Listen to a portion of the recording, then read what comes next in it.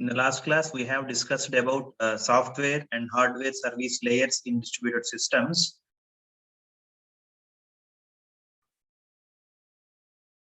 In that, we have discussed about 4 layers. Below 2, the computer and network hardware along with operating system is called as platform. The next one is middleware. It is a software.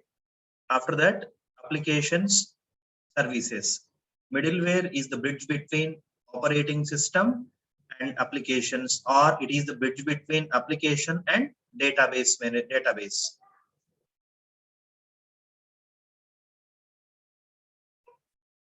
Okay, after that, we have discussed about platform in the last class. We have discussed about middleware also. In the system architecture, we have discussed about client server basic model. In the client server basic model, the clients invoke the individual servers. In this, the client will interact with the server, and the server will give the result to the client. Client will give invocation, and the server will give the result. Here, the topics we have discussed in the last class. These are the different client server architecture types. In that, the first one is 2-tier model, that is known as classic model. Next one is 3-tier model. Next one is the cascade model, that is called as multi-tier model. Okay, these topics we have seen in the last class. This is how the client and server will interact. The client will give the request to the server, and it will wait for the result. Okay, and in order to provide the service, the server will give reply. The server will give a reply to the client. Okay, see, this happens over the time. Next one, a service provided by multiple servers. This is also we have discussed in the last class. Multiple servers are providing service to the clients, not from one client to server. Here, multiple services. These multiple servers are interacted with one another, and these will provide services to the clients. Okay, the next one in today's class, the new topic is proxy server. Okay, here the meaning of proxy server is the replication transparency. Okay, here the proxy server is the replication transparency. Here we are going to discuss about what is a proxy server and what is a cache. Okay, total altogether it is called as a web proxy server. See the diagram here. In this diagram, we have clients, one proxy server, and 2 web servers. Then what is the importance of this proxy server? We need to know what is the importance of this proxy server. See, what is a cache? A cache which stores the recently used data. A cache which stores recently used data. Let's take an example of our Google page. In the Google page, the most recent data we have searched, the most recent pages, the most recent tabs we have visited, all that information will be stored in the cache. All that information is stored in the cache. That is what cache meant for. Next, what is the meaning of proxy server? Okay, anyone knows about proxy server? Here, what is the meaning of, first we need to know the what proxy. All we know about web server, we know about clients. In computer networks or in a distributed point of view, a proxy server is an application of server. It is known as a server application that acts as an intermediary for requests from clients seeking the resource from the servers. See, one general example here, in between the server, web server and client, we have a proxy server. That means, first see how the interaction will be here. The client first, in order to contact with the web server, the client first interacts with the proxy server. This is the intermediary between client and web server, so that the same request will be forwarded to the web server. Web server will give the result to the proxy server and the same proxy server will forward to the client. అంటే ఇక్కడ ఏంటంటే the client is the proxy server is an intermediary between the client and web server. Okay, and this is also known as proxy server. It is an intermediary between this is works on behalf of the request. Here the client request will be forwarded to the web server. The web server reply is forwarded to the client. Next one, need to know about peer processes. Here in this diagram we have some processes, that means some applications running. See here, this is peer 1, peer 2, peer 3. We have some systems here. Peer systems means, see, in all these processes play similar roles. All these processes may play similar roles and interacting cooperatively as peers to perform distributed activities. This is what the distributed systems meaning.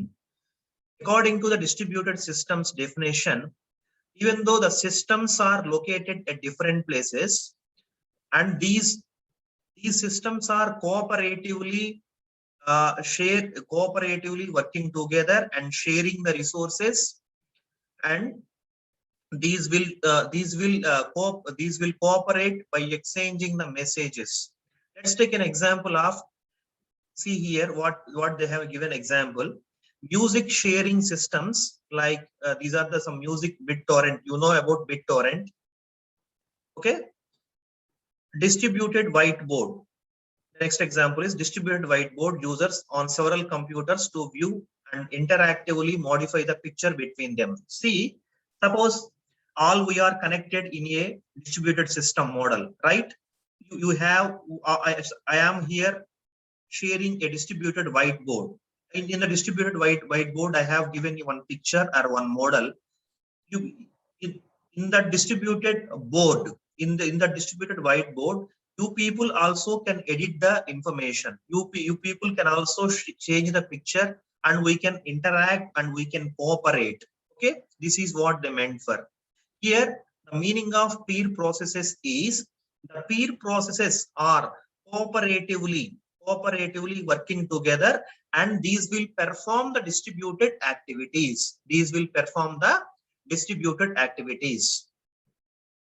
Next, see how the P2P, that means peer-to-peer with a centralized index server. Here, P2P with a centralized index server.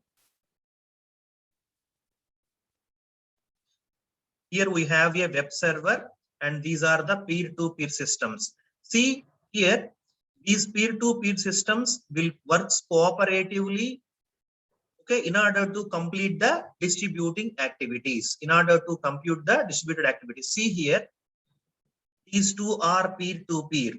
Okay, these two are peer-to-peer, like that. These two are peer-to-peer systems. These two are peer-to-peer systems.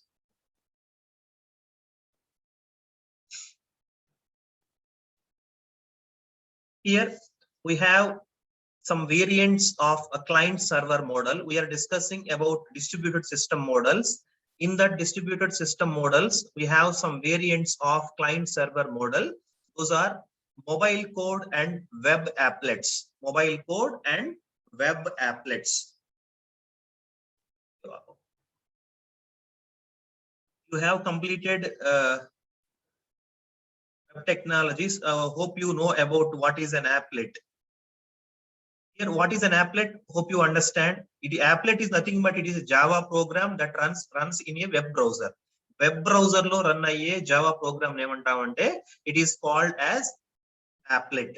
Here, first see the first variant of client server model. Here, the client request results in the downloading of applet code. What is the meaning of applet code? I told you, an applet is a Java program that runs in a web browser. Web browser lo run ayye Java program nemantavante applet antavu anamata. Here,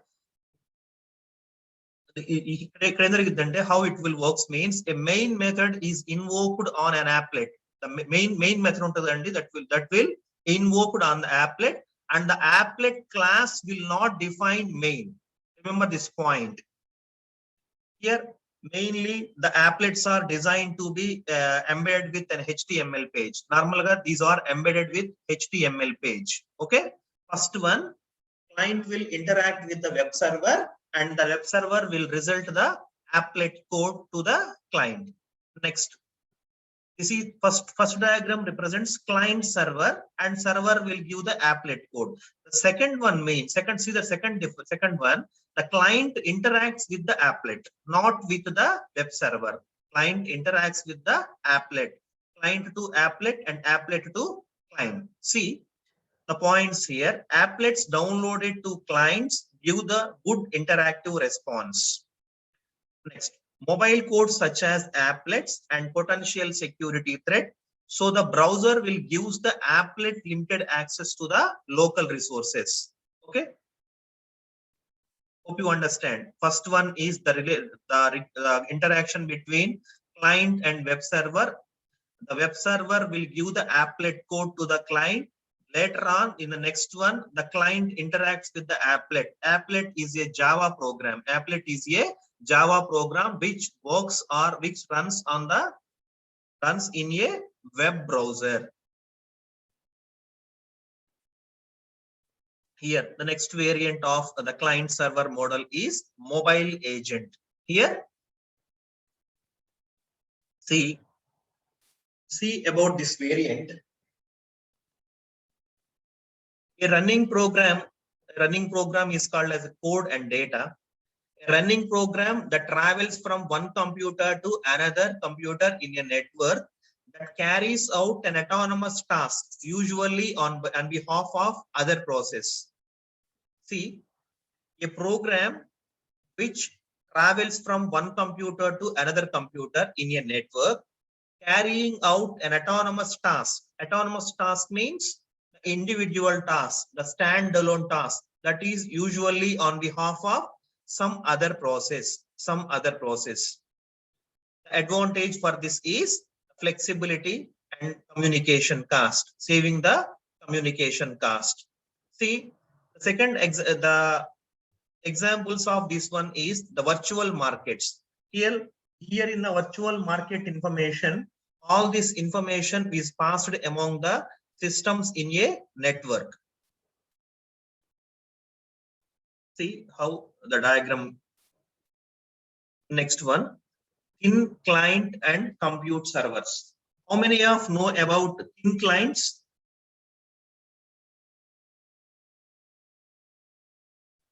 Here this diagram represents, first one is a network computer or PC. First one, left side one, and second one is the computer server. Here these two are connected in a network. Okay, coming to the topic of thin client. A thin client is a computer.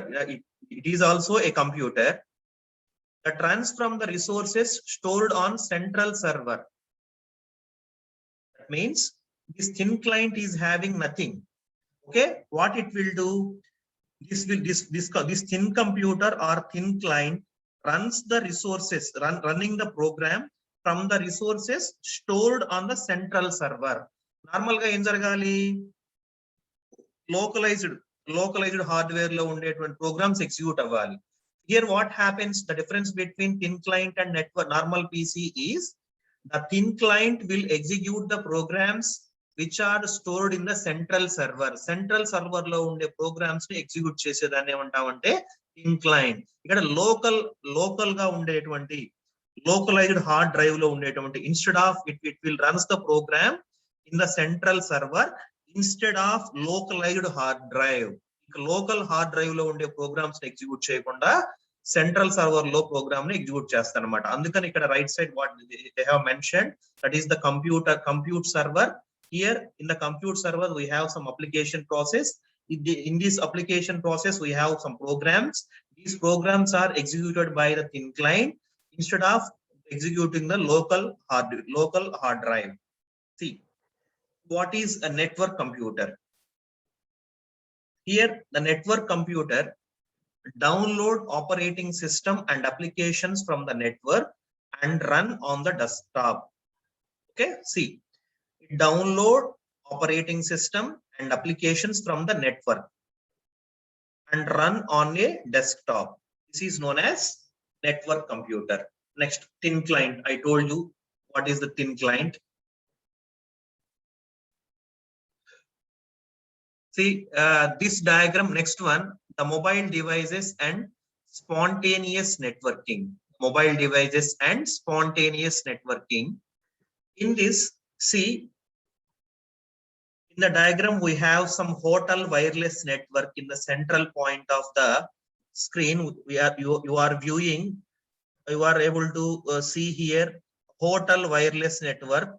This hotel wireless network is someone access the music services, someone access the alarm services, camera, laptop, PDA, TV, all these are connected by using hotel wireless network. This is a mobile network.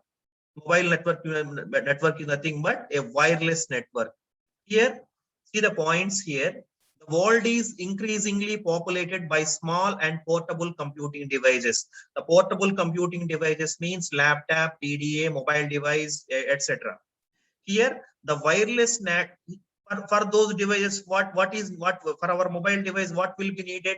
The wireless LAN will be needed to handle the situation. Here, the wireless LAN needs to handle the constantly changing the heterogeneous roaming devices. Heterogeneous, roaming devices. You know, I told you so many times in mobile computing, while dealing with mobile computing, everyone using mobile phones are moving one place to one place. They are changing the locations. But what they need to provide, the wireless LAN needs to provide constantly they need to provide the network. Okay, all the time we need a network. This is the wireless LAN needs to be done. Next one, third point, needs to provide discovery services. In the discovery services, I told you mobile discovery. First, we need to register to the in the discovery service. First one is registration service to enable the servers to publish their services. First, we need to registration. Okay, then thereafter we can publish their services. Next one is lookup service to allow clients to discover services that meet their requirements. The first one is registration.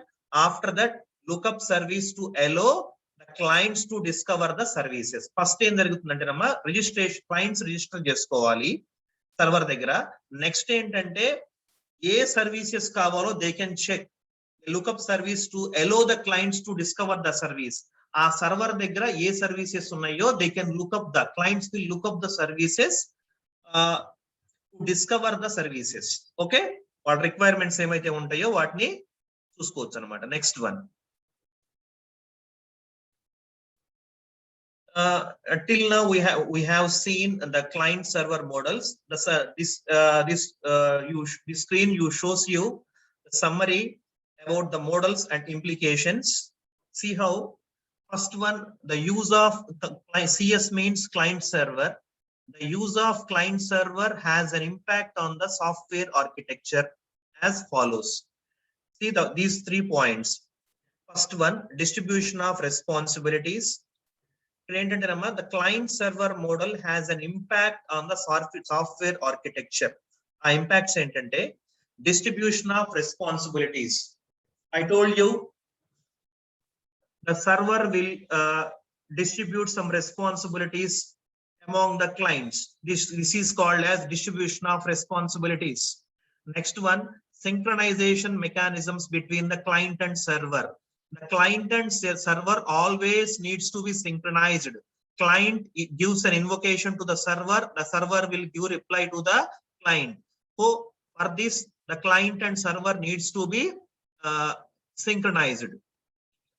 Next one, admissible types requests responses.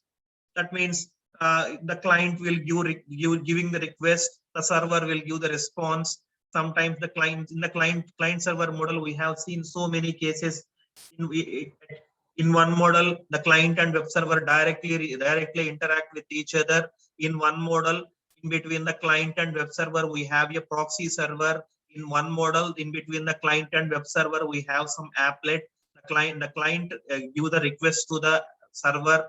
Server will give the applet code. Next, the client, instead of contacting with the web server, it will contact with the applet. Okay, these are the impacts. First one, distribution responsibilities, synchronization, and request responses. Next, the basic CS model. Here CS means client server model. Responsibility is statistically allocated. See how the file server is responsible for file, not for web pages. See, in the client server model, we have so many things. First one, let's take an example of file server. File server is only dedicated, responsible for files. It is not responsible for web pages. For web pages, file server will not take care. The web server will take care of web pages, and our applet will take care of web pages, and file server only responsible for files. Next, in the peer process model, responsibility is dynamically allocated. See the difference between client server model and peer process model. In the client server model, the responsibilities are statistically allocated. In the peer-to-peer process model, the responsibilities are dynamically allocated. See how in fully decentralized music file sharing system, search process may be delegated to different peers at runtime. I have seen here how it will be. This is the Napster architecture.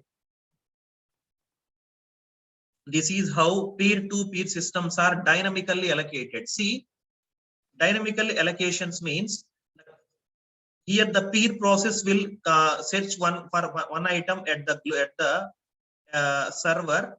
Instead of server, it will check other peers also. This is called as the dynamically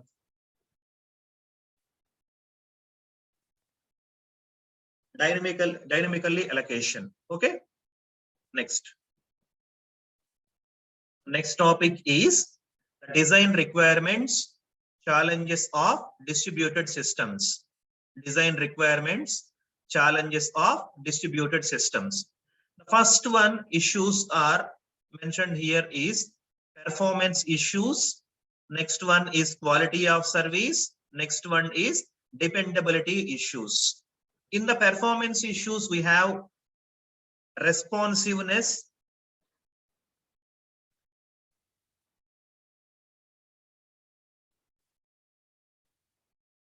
Responsiveness means, suppose the distributed system is nothing but so many systems, so many nodes are connected. They are at different places, still they are connected, still they are in cooperation. Here the responsiveness means they need to have cooperation among the systems. That means, see in the responsiveness what we have, they have mentioned, support interactive clients. All clients must be interacted. Clients and clients needs to interacted, and clients or servers needs to be interacted. Okay, this responsiveness, in the responsiveness we need to have support interactive clients. And next one, in the support interactive clients, we have use caching and replication. Instead of searching for every item, item if a process, if a program needs an item, what they will do, it will go to the web server, it will go to the database and search. Instead of that, what they mentioned, use caching and replication. Replication means duplication of data kept at different places for transparency. Here, use caching. Caching means the most recently data or mostly used data kept at client machines. If we uses the caching and replications, There is no need to contact all the time with the web server. Okay, this is the first performance issues. Okay, responsiveness. Next one is throughput. Throughput means here the throughput is nothing but the client giving request to the server and server will giving to reply to the client. This is nothing but how fast it will be done, how fast it will be done, how much time, how many per a particular point of a particular time period, how many requests and how many bytes are transmitted. This comes into the throughput. Next one, load balancing and timeliness. Next issue is load balancing. Okay, this load balancing is solved by distributing the activities among the systems, among the nodes. Next, for quality of service issue, we have reliability, how reliably the data will be transmitted, and security, we know about that one, adaptive performance. Next, dependability issues, correctness, security, fault tolerance. All these topics we have discussed earlier. These are the some design requirement challenges of distributed systems.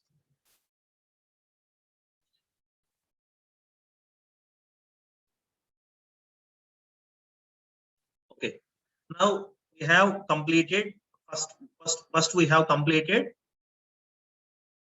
in the system architecture. We have completed client server model. Okay, already in the client server model we have see the outline here, what we have discussed: client and server, clients, single server, multiple servers, proxy servers, caches, and peer model. All these models are we have discussed. And alternatives to the client server models is driven by, we have discussed mobile code, mobile agents, network computers, in clients, mobile devices, and etc. Now after that we have discussed design challenges and requirements. That means till this last slide we have completed the client server architecture in the distributed system. Next we are moving to the next model, that is the fundamental model. That is the fundamental model. That is, these are the fundamental models. Okay, this we will in the fundamental models we have interaction model, failure model, security model. As I told before, see, definitely coming to the fundamental models, these are concerned with formal description of the properties that are common in all of the architecture models. Okay, this concerns with formal description of the properties that are common in all architectural models. All architectural models. Okay, what are the common problems in all architectural models? Interaction model, failure model, security model. These models addressing the time synchronization, message delays, failures, security issues. Those are interaction model, failure model, security model. Next, moving to the interaction model. Here, in the interaction model, the computation occurs within a processes. Here, the computation. See, in this, the computation occurs within processes. Here, the processes interact by passing messages. These systems are in a distributed system. These all systems are connected. These are interact by passing messages. Will results communication. By passing messages is nothing but they are in communication.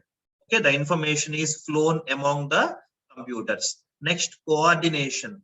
Coordination is nothing but the synchronization. Why? Because all these are performing the activities by distributing. The coordination. Coordination needs synchronization between the processes. Here, two factors, the two significant factors that are affecting and interacting the process in a distributed systems.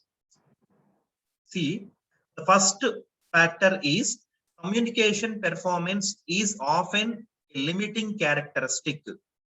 Here, the distributed system main challenge is the communication performance. Okay, this is a limiting characteristic because this is having some problem, some issue. It is impossible to maintain a single global notion of time. Okay, it is impossible to maintain the single global notion of the time. Why? Because already I told you there is no global clock. In the first distributed system, in the property, there is no global clock. Okay, so here it is impossible to maintain a single global notion of time. Okay, see, in the next class, we are going to discuss about the continuation to the interaction model, the performance of communication channel, etc. Okay. Thank you, students.